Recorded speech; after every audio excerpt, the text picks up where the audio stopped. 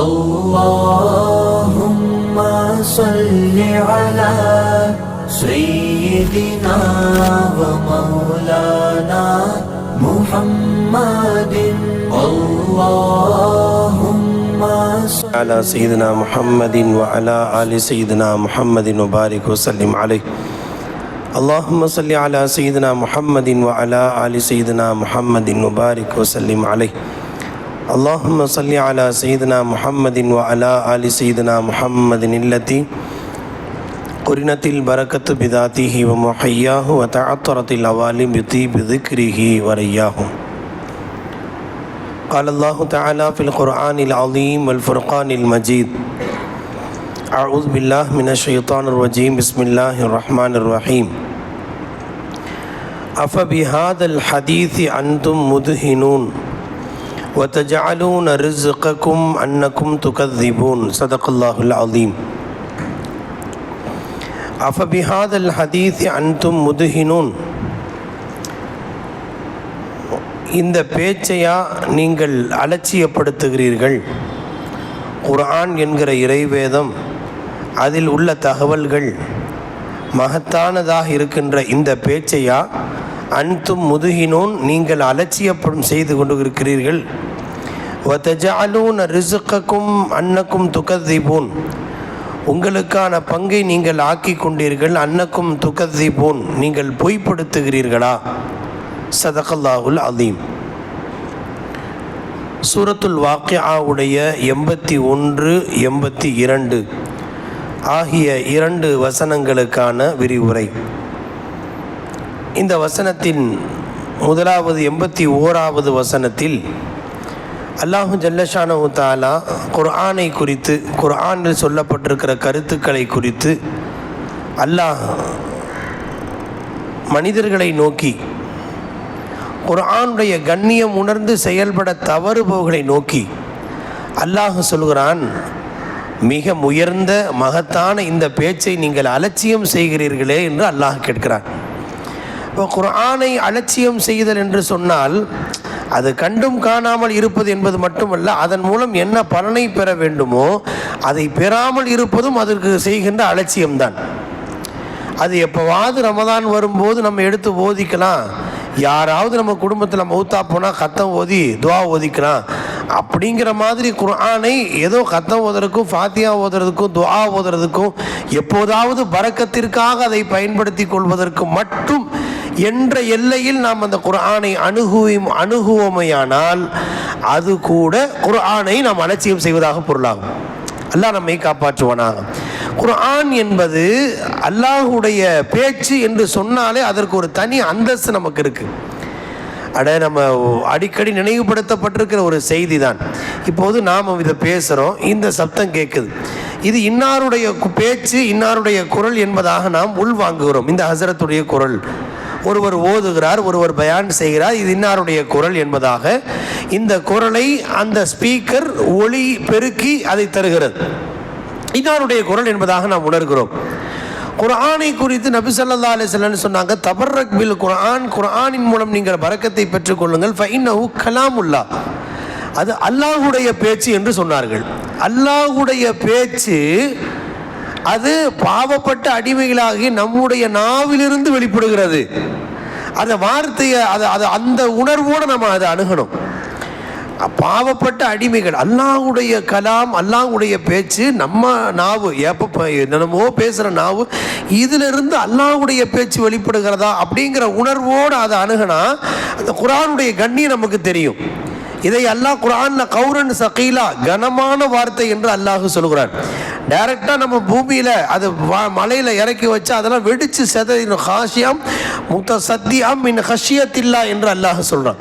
ஸல்லல்லாஹு அலைஹி வஸல்லம் அவர்களுக்கு அல்லாஹ் அந்த அவ்வளோ ஹை வோல்டேஜ் பவர் இந்த குர்ஆன். குர்ஆன்ங்கிறது சாதாரணமானது அல்ல. ஒவ்வொரு நாளும் ஸல்லல்லாஹு அலைஹி வஸல்லத்துக்கு வஹி வரும்போது அவங்க என்ன துடிச்சாங்க தெரியுங்களா? கடுமையான குளிர் நேரத்தில் வஹி ஒரு ஆயத்து இறங்கிட்டா உடம்பெல்லாம் வேர்த்து போயிடும். உடம்பு அப்படியே வேர்த்து உடம்பெல்லாம் அந்த வியர்வைகள் வடியும். குளிர் நேரத்தில் இப்படி ரசூலுல்லாஹ்வுக்கு வேக்குதே, அப்போவே புரிஞ்சுக்குவாங்க ஸல்லல்லாஹு அலைஹி வஸல்லம் வஹி வந்திருக்கு அப்படின்னு. அப்போ அவ்வளவு கடினமானது. ஒரு முறை ஆயிஷா ரலியல்லாஹு அன்ஹாவுடைய மடியில் படுத்திருக்கிற போது வஹி வந்துச்சு, குர்ஆனுடைய வசனம். தொட எலும்பு எங்க இருக்குன்னு தெரியுமா? சதை பிடிப்புள்ள பகுதி. அந்த எலும்பு உடைஞ்சு போயிடுச்சோன்னு நான் நினைச்சேன். அந்த மாதிரி கனமா இருந்துச்சுன்னு சொல்றாங்க ஆயிஷா ரலியல்லாஹு அன்ஹா. அவ்வளவு கனமான வார்த்தை ஒவ்வொன்றும் குர்ஆன்ல உள்ளது. இப்போ ஹை வோல்டேஜை வந்து நபி ஸல்லல்லாஹு அலைஹி வஸல்லம் கல்புல அல்லாஹ் இறக்கி வச்சு நமக்கு ஈஸியாக்கிட்டான். அதான், அதாவது இப்போ நம்ம வெளியில் போகிற அந்த கரண்ட்டு கம்பம் இருக்குது பாருங்கள், அது எவ்வளோ ஹை வோல்டேஜ். டேரெக்டாக அதிலிருந்து கனெக்ஷன் கொடுத்து நம்ம டியூப் லைட்டில் போட்டால் என்ன ஆகும்? டியூப் லைட் வெடிச்சு போயிடும். அப்போ அதை தாங்கக்கூடிய திறன் என்பது கிடையாது. அப்போ நம்ம அதை வீட்டில் அதை மீட்டரில் கொண்டு வந்து ஃபீஸ் கேரியரை போட்டு அதை சாந்தப்படுத்தி பவரை குறைச்சி அதிலிருந்து சின்ன சின்ன ஒயராக எடுத்து அதில் சின்ன ஃப்ளக் பாயிண்ட்டை போட்டு அதுக்கு பிறகு தான் அந்த கரண்ட்டை நம்ம பயன்படுத்துகிறோம். இந்த கரண்ட் ஹை வோல்டேஜ் தான்.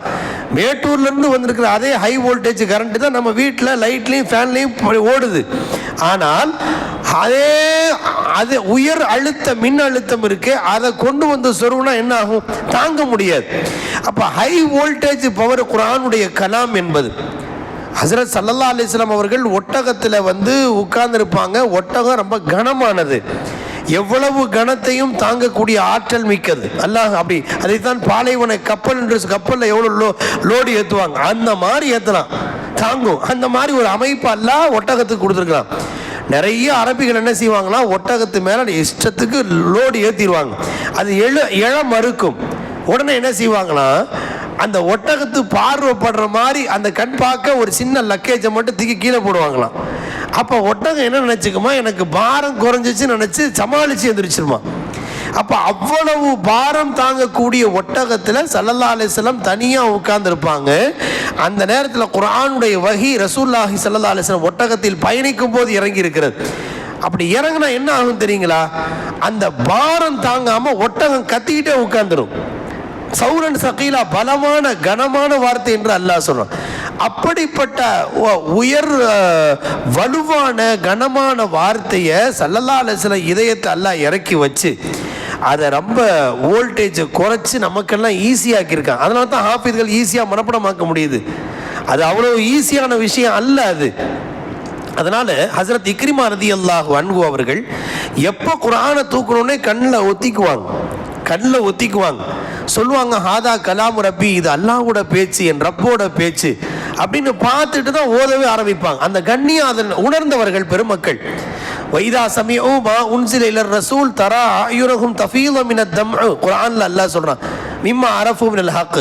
அவங்க குர்ஆனுடைய ஆயத்தை கேட்ட உடனே ஏதோ ஒரு சூரா யாரோ ஓதுறாங்கன்னு பார்க்கல. அவர்கள் என்ன நினைத்தார்கள் என்றால், அல்லாஹ்வுடைய கலாம் காதில் விழுந்த உடனே அவங்களுக்கு எந்த மாதிரி உணர்வு ஏற்பட்டு அவர்கள் துடிச்சு போயிட்டாங்கன்னா, தன்னை அறியாமல் கண்களிலே தண்ணீர் தாரை தாரையாக ஓடும். அதை நீங்கள் பார்ப்பீர்கள் என்று அல்லாஹ் குர்ஆன்ல சொல்றான். நம்ம வழக்கமா ஓதுற குல் அல்லாஹ் தானே, குல் அஊது பிர்பில் ஃபலக் தானே நினைக்கிறோம். அது யாருடைய பேச்சு, யாருடைய வார்த்தை அப்படிங்கிற உணர்வோடு அதை அணுகணும்னா அதனுடைய எஃபெக்ட் தெரியும். ஒரு உதாரணம் முர்ஷிதனா சொன்னாங்க. இப்போ அது புரியறதுக்காக இந்த உதாரணத்தை ஞாபகத்தில் வைங்க. இப்போ சமயங்களில் நாட்டுள்ள ஒரு பிரதமர் இருக்கிறார், பேர்லாம் வேண்டாம், இந்த மஜ்லிஸுக்கு பொருத்தமாக இருக்காது. ஒரு பிரதமர், அவர் சமயங்களில் மன் கி பாத்துன்னு நாட்டில் ஏதாவது சின்ன கிராமத்தில் ஒருத்தர்கிட்ட சில நல்ல சாதனையாளர் ஏதாவது சின்ன சாதனை செஞ்சார்னா, இன்னைக்கு பிரதமர் உங்கள்கிட்ட நேரக்டாக பேச போகிறாரு அப்படின்னு சொல்லுவாங்க. அப்போ அவருக்காக வேண்டி அவர் தொலைத்தொடர்பு மீடியாக்காரவங்கன்னா போவாங்க. அவர் பிரதமர் நேரடியாக அவர்கிட்ட பேசி அதை சந்தோஷமாக, இவர் உங்கள் இந்த ஒரு பெரிய சாதனை பண்ணியிருக்கீங்க, ஒரு சின்ன நல்ல சேவை செஞ்சுருக்கீங்கன்னு அந்த சேவையை பாராட்டுவார். 140 கோடி பேருக்கான ஒரு பெரிய நாட்டுடைய பெரிய பொறுப்பில் இருக்கிற ஒரு சாதாரண சிட்டிசன், ஒரு குடிமகன்கிட்ட பேசினா அவர் மனசில் நாட்டோட பிரதமரே என்கிட்ட பேசிட்டார்னா அது ஒரு நிமிஷமோ 2 நிமிஷமோ பேசினா என்ன சந்தோஷம் வருது. அகில உலகத்தோட ரப்பு என்கிட்ட பேசுறான்னா என்ன மாதிரி சந்தோஷம் நமக்கு வரணும். நம்ம அந்த பார்வையிலேயே பார்க்கலங்க. நாம குர்ஆனை ஓதும் போது குர்ஆன் என்பது அல்லாஹ் என்னோடு பேசுகிறான், நான் அவனோடு உரையாடுகிறேன். அப்படி அந்த உணர்வோடு அணுகினால் அந்த குர்ஆனுக்கான கண்ணியம் என்பது கையில் தூக்கும் போதே ஒரு சந்தோஷம் வரும். ஆக என் ரப்போட நான் பேச போறேன். அப்படித்தான் அந்த ஒவ்வொரு சஹாபிகளும் இதை அணுகினார்கள். அதனால தான் அல்லாஹ் குர்ஆன்ல ஃபைதா குரிஅல் குர்ஆனு ஃபஸ்தமிஉ லஹு வஅன்சிது, யாராவது கடகடன் பேசிட்டு இருந்தாங்கன்னா குர்ஆனுடைய சப்தம் கேட்டால் நீங்க என்ன செய்யணும் தெரியுங்களா? ஃபஸ்தமிஉ லஹு, உடனே அமைதி ஆயிடுங்க, கேளுங்கங்கற அல்லாஹ். லஅல்லகும் துர்ஹமூன், மற்ற பேச்சை விட ரப்பு உங்களோட பேசுறான், உரையாடுறான், அந்த சிந்தனையோட நீங்க கேட்கணுங்கிறான் நபி ஸல்லல்லாஹு அலைஹி வஸல்லம். குர்ஆன்ல அல்லாஹ் இப்படி ஒரு வஹியையே இறக்கி வைத்து விட்டான். குர்ஆனுடைய கண்ணியத்தை நாம் உணர்ந்து மகான்கள் பெருமக்கள் சொல்கிறார்கள், குர்ஆனுக்கு எப்போ குர்ஆன் எடுத்தாலும் 3 சுக்ரு செய்யணுமா, 3 துஆ செய்யணுமா. 3 சுக்ரு 3 துஆ. என்ன 3 சுக்ருனா, எடுத்த எடுப்புல இந்த கண்ணால கண்டது கடிதுன்னு எதையோ பார்க்கிற நேரத்தில் என் ரப்பு இந்த கண்ணால் தன்னுடைய கலாமை பார்க்கிற பாக்கியத்தை கொடுத்தானே அப்படின்னு முதல் சுக்ர். இரண்டாவது சுக்ர் என்னன்னு சொன்னா, இந்த குர்ஆனை ஓதி காதால் கேட்கிறோம், எதையோ துன்யாவில் இருக்கிற ஏகப்பட்ட அற்பமான விஷயங்களை கேட்காம இதை ஓதி என் காதால கேட்கிற பாக்கியம் கொடுத்தானே, செவிக்கு அல்லாஹ் இந்த வாய்ப்பை கொடுத்தானே, அல்லாஹ்வுடைய பேச்சு என் காதில் விழுகுது. இது ரெண்டாவது சுக்ர், ரெண்டாவது நன்றி. மூன்றாவது, பேச்சில் எதையோ நான் பேசி இருக்கலாம், இப்போது நான் பேசுகிற போது என்னுடைய எதையோ பொய்ப்புறம் பேசின வேறான விஷயங்கள், வீணான விஷயங்களை பேசப்பட்ட இந்த நாவில் இப்போது அல்லாஹ்வுடைய கலாம் என்னில் வெளிப்படுகிறது. எப்போ இந்த ஸ்பீக்கர்ல வர்ற மாதிரி நான் ஒரு பாவி, நான் ஒரு சாதாரண அடிமை, அற்பமான அடிமை, என் வாயில் அல்லாஹ்வுடைய பேச்சு வெளிப்படுது அப்படிங்கிற உணர்வு. 3 நன்றி சுக்குரு செய்து விட்டு தான் குர்ஆனை நாம் ஓத வேண்டுமா. ஒன்றாவது 3 துஆக்கள் என்ன, வரத்தில் குர்ஆன தர்த்தீலா, யா அல்லாஹ் குர்ஆன்ல நீ தர்த்தீலா ஓதுன்னு நீ சொல்லியிருக்கிற, எப்படி ஓதுன்னு தெரியாது, எங்கேயாவது மிஸ்டேக் ஆகிடும். அதனால தான் குர்ஆனை கத்தம் துஆவுல நீ எங்கே நீட்ட சொன்னியோ அங்கே நீட்டாமல் இருந்தா, எங்கே அழுத்த சொன்னியோ அழுத்தாம விட்டா, அதுக்காக என்னை மன்னிச்சிடுறப்பே நம்ம ஒரு துஆவே நம்முடைய முன்னோர் பெருமக்கள் சேர்த்து இருக்கிறார்கள்.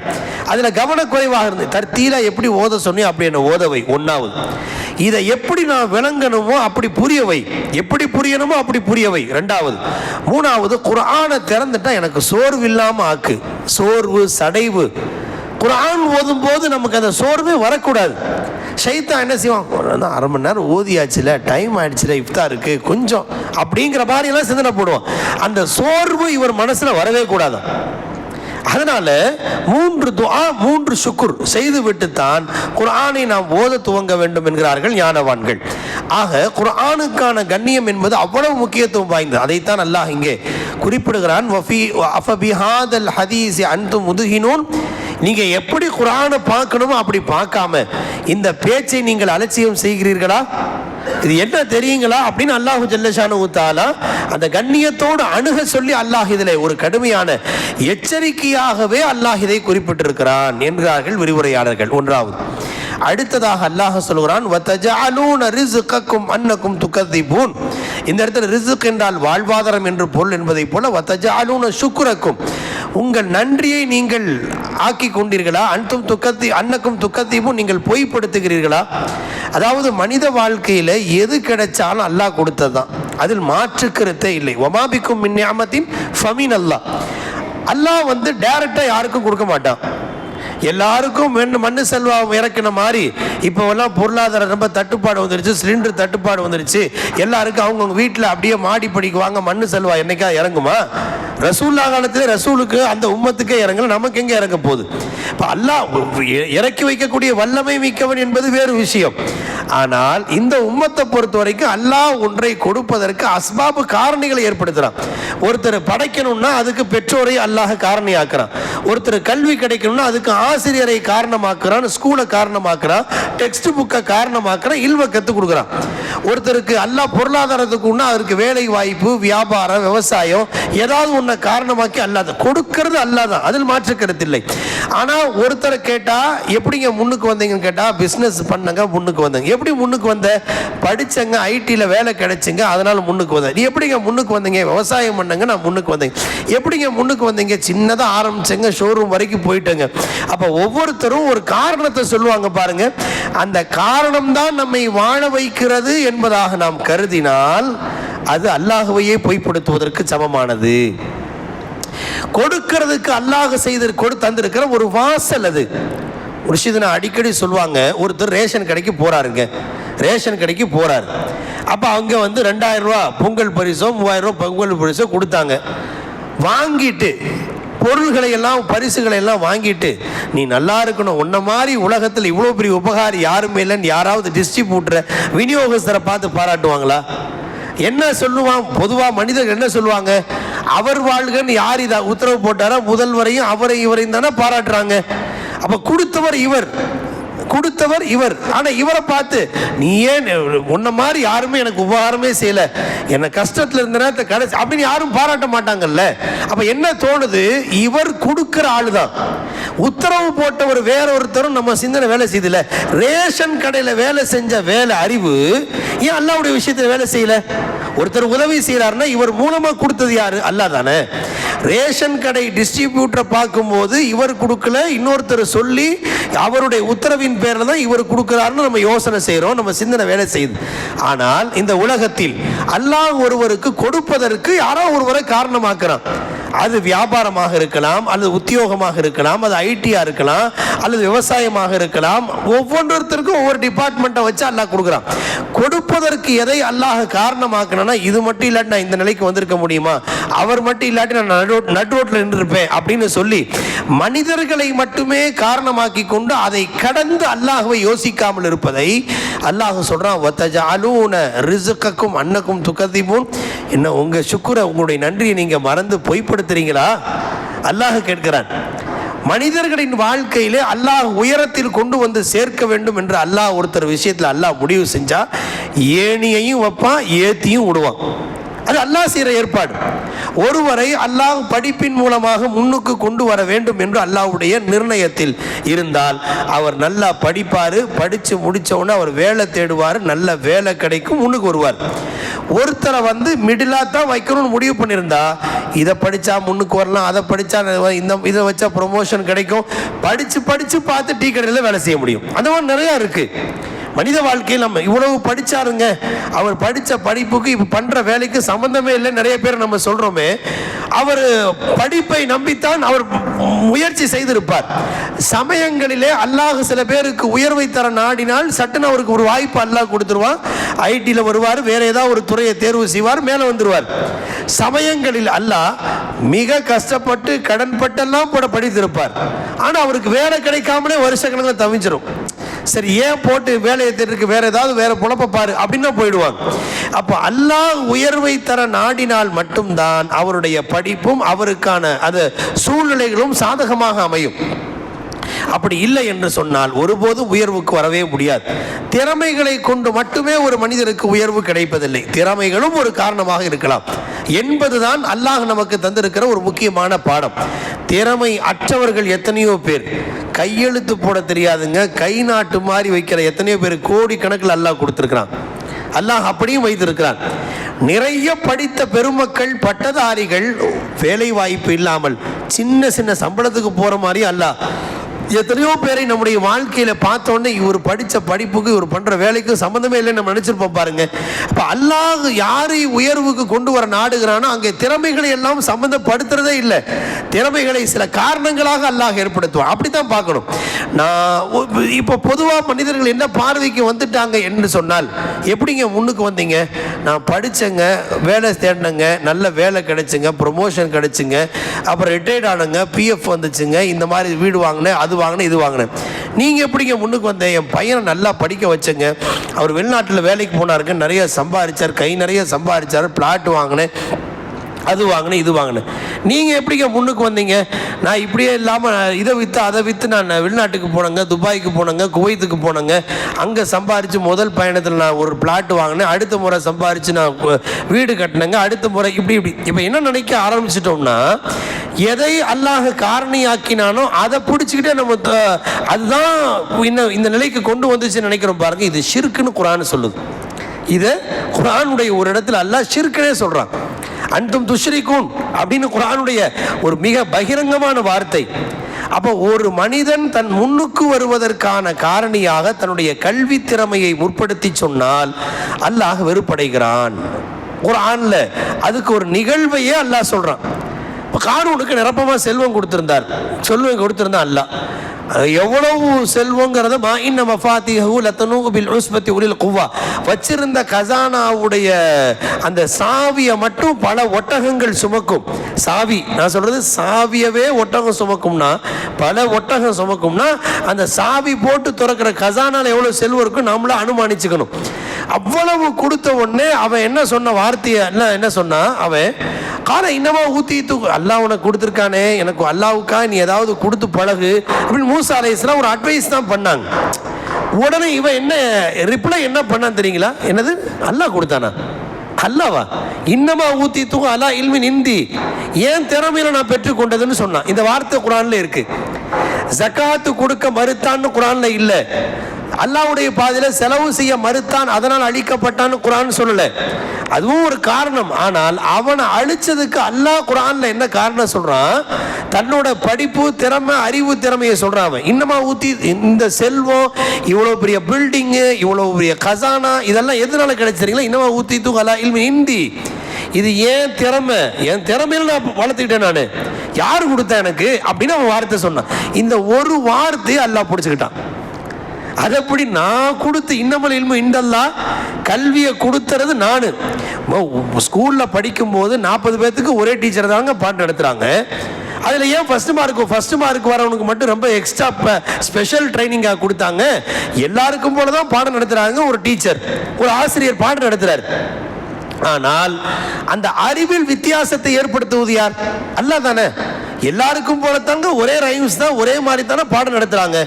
அப்போ ஒருவருக்கு கூடுதல் புரிதலை ஏற்படுத்துவதும் ஒருவருக்கு குறைவான புரிதலை ஏற்படுத்துறது யாரு? அல்லாஹ். அப்ப அல்லாஹ் பார்த்து உயர்வுக்கு கொண்டு வர நாடினால் அதற்கு அறிவையும் திறமைகளையும் காரணமாக்குறான். இதை வச்சு அவன் விளையாண்டான். என்ன வார்த்தை? இன்னமா ஊத்தி தூகலா இல்மின் இந்தி, ஏன் திறமைன்னா இந்த ஒரு வார்த்தை அல்லாஹ் பிடிச்சுக்கிட்டான்.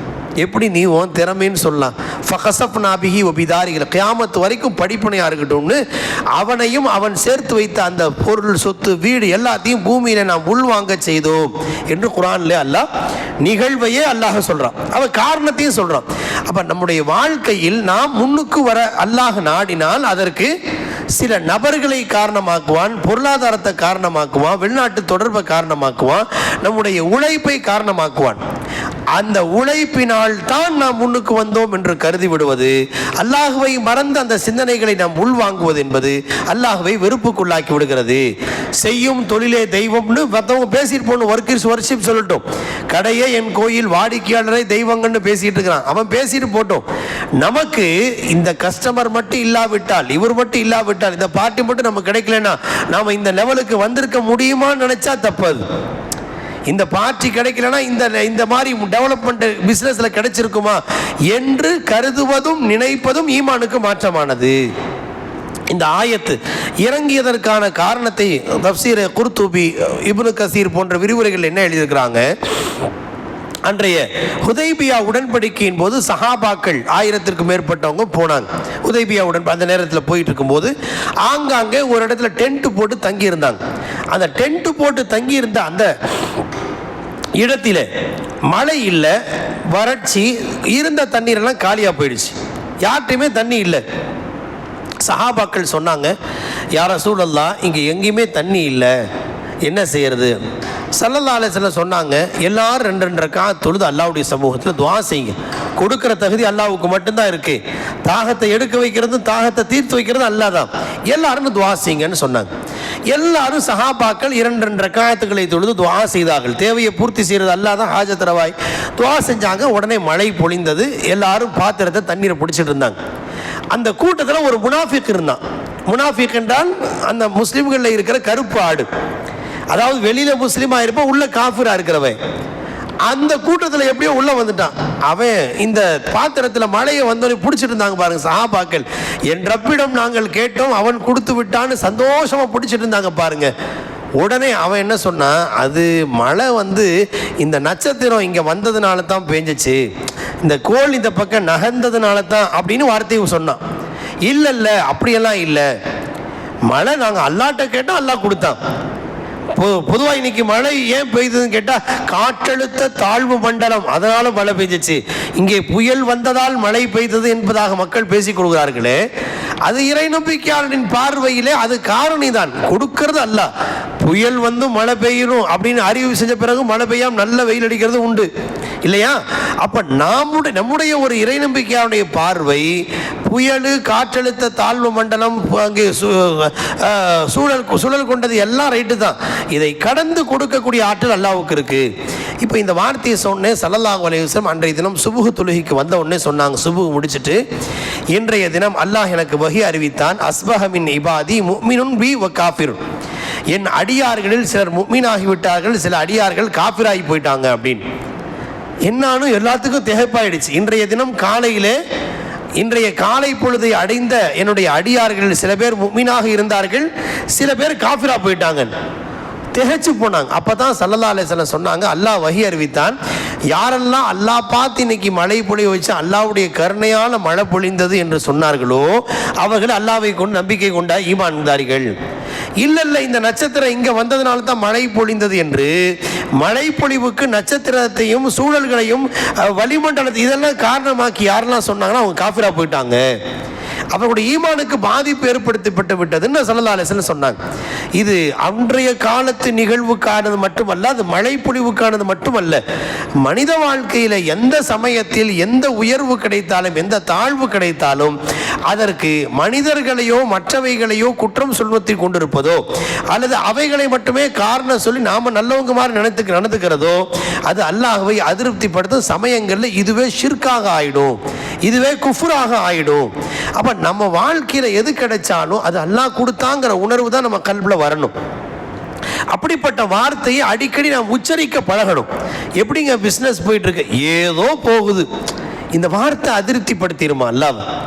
மார்க்க அறிஞர்கள் சொல்கிறார்கள், எப்போ கேட்டால் அல்லாஹ் அல்ஹம்துலில்லாஹ் அல்லாஹ்வுடைய கிருபையினால ஏதோ பரவாயில்ல நல்லா வச்சிருக்கேன் அப்படித்தான் சொல்லணுமே தவிர, ஏதோ கொஞ்சம் பிஸ்னஸில் சில நட்டங்கள் இருக்கலாம், சில நேரங்களில் சில முன்பின் இருக்கலாம், அதை முன்வைத்து ஏதோ போயிட்டு இருக்குங்க வெளியில் சொல்லிக்க முடியாம என்பதாக சொல்லுகிற அந்த வார்த்தை இருக்கு. அடியானின் அந்த வார்த்தை அல்லாஹ்வை அதிருப்திக்கு உள்ளாக்கி விடுகிறது.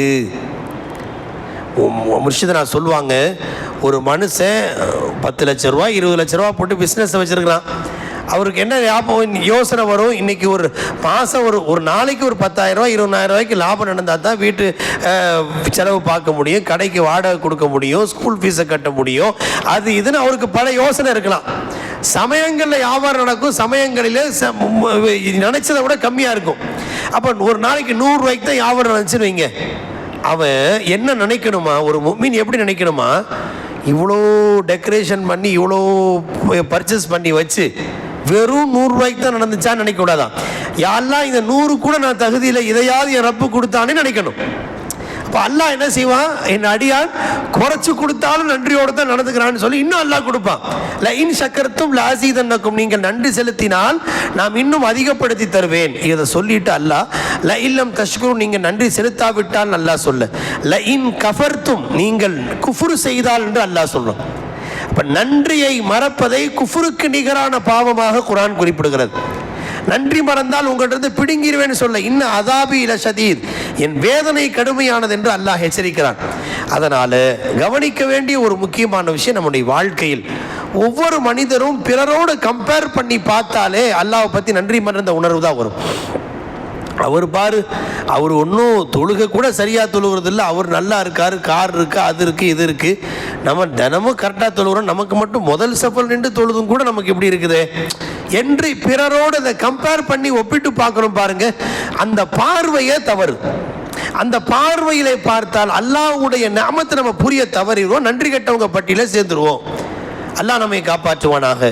அதைத்தான் அல்லாஹ் இந்த ஆயத்தில் தெளிவுபடுத்துகிறான். வத்தஜஅலூன ரிஸ்கக்கும் என்ற வார்த்தைக்கு விரிவுரையாளர்கள் பெரும்பாலானவர் என்ன சொல்றாங்க, வத்தஜஅலூன ஷுக்ரக்கும், நீங்கள் செலுத்த வேண்டிய நன்றியை பொய்ப்படுத்தி கொண்டே இருக்கிறீர்கள்.